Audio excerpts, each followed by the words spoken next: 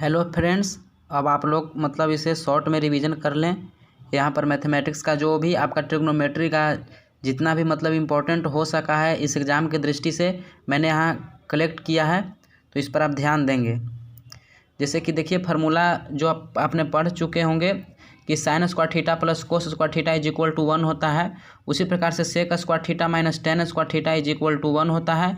उसी प्रकार से cosec square theta minus cot square theta is equal to 1 होता है।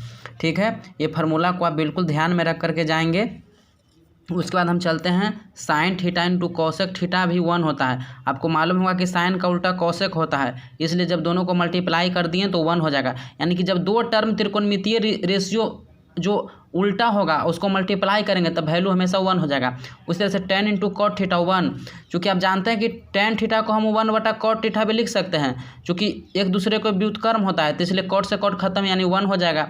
उसी तरह से cos theta into sec theta का वैल्यू 1 हो गया। ठीक है, उसके बाद आप यहाँ देखेंगे साइन 90 डिग्री माइनस थीटा तो कॉस थीटा। उसके बाद हो गया टेन 90 माइनस थीटा तो आपका हो गया cot theta. Tan 90 minus theta cot theta. उसके बाद हो गया cos 90 minus theta sine theta.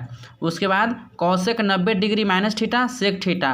Cot 90 degree minus theta tan theta. Sec 90 degree minus theta cosec theta. ये रिवीजन आपका शॉर्ट में हो जा रहा है, जिससे कि मतलब आपका दिमाग पुनः एक्टिव हो जाएगा। जितने भी फार्मूला मतलब आप अगर अच्छे से नहीं रिवीजन किए होंगे तो शॉर्ट में मतलब आपका अच्छे तरीक़ा से हो जाएगा।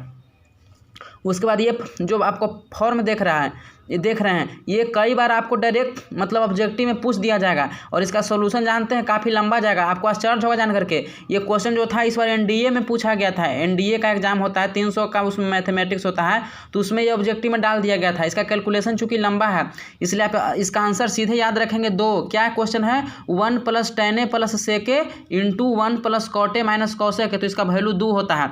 आप इसको बना सकते हैं। इसमें आपको हम मतलब शॉर्ट बता दे रहे हैं। इसमें आप थीटा की जगह पर मतलब एक जगह पर 45 डिग्री पुट करिएगा ना, तब आपका आंसर आ जाएगा 2।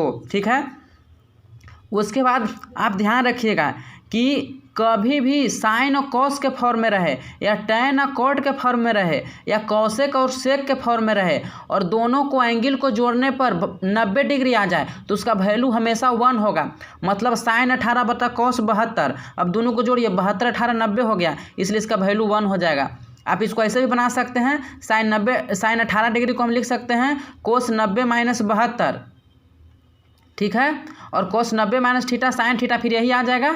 तो आप ही बताइए, हम तो इस आधार से हम साइन 18 को कोस 72 भी लिख सकते हैं ना, तो इसलिए कोस 72 से कोस 72 खत्म, इसलिए वैल्यू 1 हो जाएगा।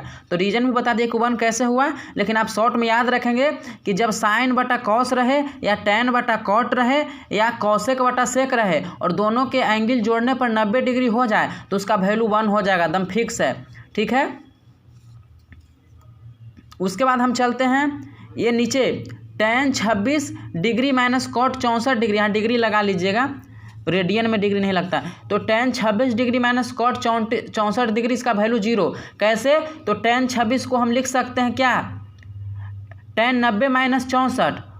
ठीक है, और tan 90 माइनस थीटा तो कॉट थीटा, तो कॉट 64 से कॉट 64 खत्म हो जाएगा, तो वैल्यू 0 हो जाएगा।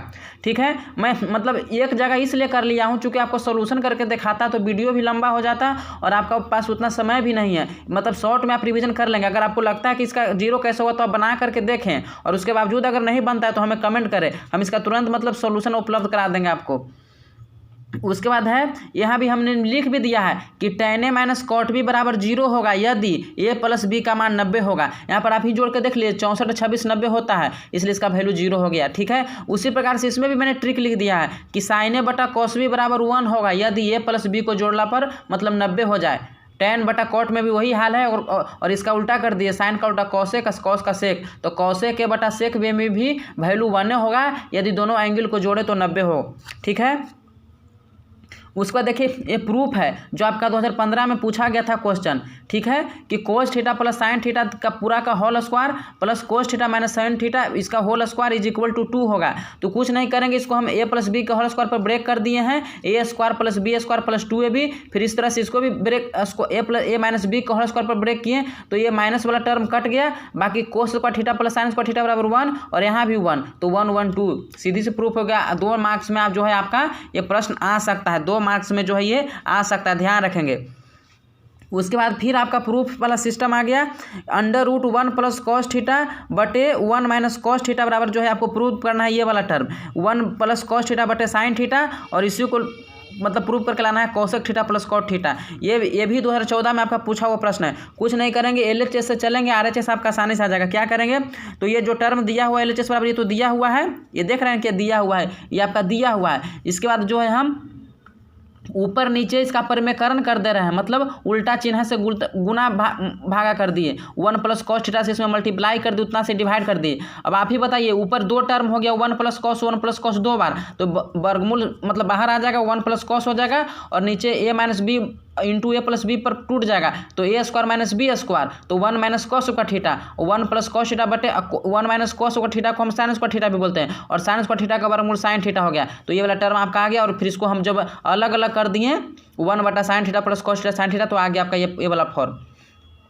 ठीक है दोस्तों, बाकी जो भी मैंने प्रूफ कराया है उसको मैं वीडियो आप मतलब इसको हम केवल दिखा दे रहा हूँ, इसको आप अपने से एक बार कर लेंगे, और जिस प्रश्न में आपको डाउट होगा वह हमको बोलेंगे केवल आप मतलब करा दीजिए, तो हम करा देंगे। ठीक है, ये देख लीजिए इसको कैसे मैंने प्रूफ किया, जो इंपॉर्टेंट है वही उसी को मैंने लिखा है। ठीक है, समय कम रहने की वजह से आपको मतलब ज़्यादा मैं समय नहीं लेना चाहता, इसीलिए मैं शॉर्ट में कर रहा हूँ। ठीक है, ये हो गया। उसके बाद देखिए ये 5 मार्क्स का है, ये 5 मार्क्स का है जो 2009 में पूछा गया था। देख लीजिए मैंने ईयर भी लिख दिया है। ये 5 मार्क्स का है, देख लीजिए इसको अच्छे से तरीके से आप देखें। उसके बाद ये देखिए, ये मेरे टाइम आया था 2019 में 5 नंबर में। ठीक है, ये भी प्रूफ है, बहुत ईजी है ये, आराम से इसको देखिए। उसके बाद ये आपका क्वेश्चन है, ये भी पूछा गया क्वेश्चन है 2013 में, ये 2 मार्क्स में आ सकता है, ये 5 मार्क्स का नहीं है।